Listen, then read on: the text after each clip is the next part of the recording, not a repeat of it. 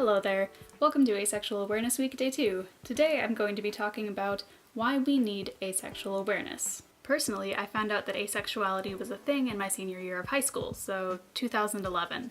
And the only reason I found that out is because I got onto Tumblr and found out that there were a lot of different sexual orientations. I'd known for many years before that the way I experienced, or rather, didn't experience sexual attraction was different than other people, but I didn't have a word for it, and I didn't realize that it was something that other people experienced.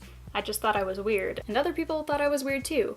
They were correct, just not because I was asexual. I would have had a much easier time accepting who I was and figuring out my different identities if I'd known asexuality was a thing before I was practically a legal adult. For example, if they included asexuality in sex education.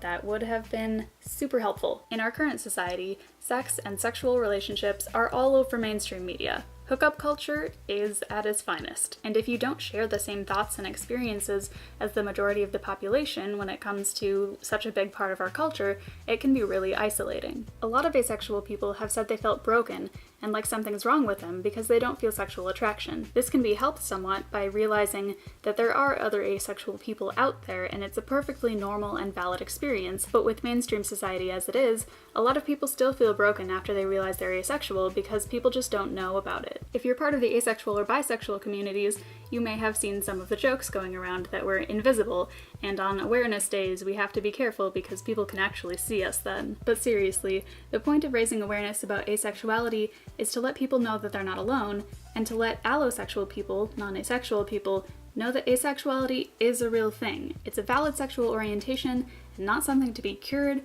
or fixed because asexual people aren't broken. And of course, asexual awareness isn't just for asexual people. Obviously it'll help ace people find each other and realize they're not alone, but it can also help everyone realize that there's a more broad spectrum to human sexuality and experiences of sexual orientation than you might think. Asexual awareness can also shed light on other types of relationships that are just as valid and important as sexual ones. Also, a lot of people are assumed to be heterosexual by default. So if someone is asexual but they don't know what that is, they might think, oh, okay, maybe I'm gay because I'm not attracted to the opposite gender. But then they often realize they're not attracted to the same gender either, so that can lead to a lot of confusion. It's not uncommon for asexual people to be bullied for having a non-normative sexual orientation, whether that's because people assume that they're gay and bully them for that, or they do identify as asexual and people don't see that as a valid orientation. Another big part of asexual awareness is the fact that asexual people can and do have sex. I see a lot of YouTube comments whenever someone brings up being asexual and interested in sex, or having a sex drive, or being even somewhat curious about having sex. They're like, oh, clearly you're not asexual and you don't know your own sexual orientation. I, a YouTube commenter, must know you better than you know yourself.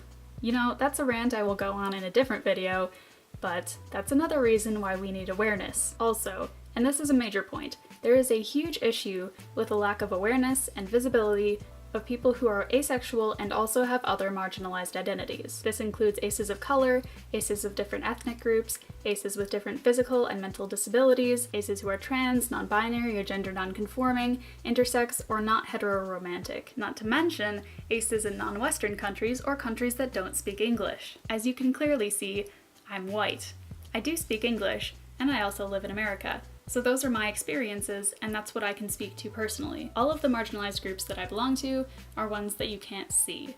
So if you want to take a look at my other videos to see my experiences, you could go ahead and do so. But also, I can't speak for a lot of people, and I can't speak to their experiences because I haven't lived them. Intersectionality is a real thing, and members of these different groups all have unique issues that need to be addressed when considering the effectiveness of any awareness campaign, including Asexual Awareness Week. It's arguable whether or not an asexual community actually exists, but online it's often a lot of white people, a lot of white cis women, and a lot of people who are heteroromantic. So that leaves a lot of people and a lot of identities that may not relate to the main narratives being talked about when we're talking about asexuality. I'm not going to pretend like I have a solution for this issue, but I think it's important to bring up. And that's all I have for this topic.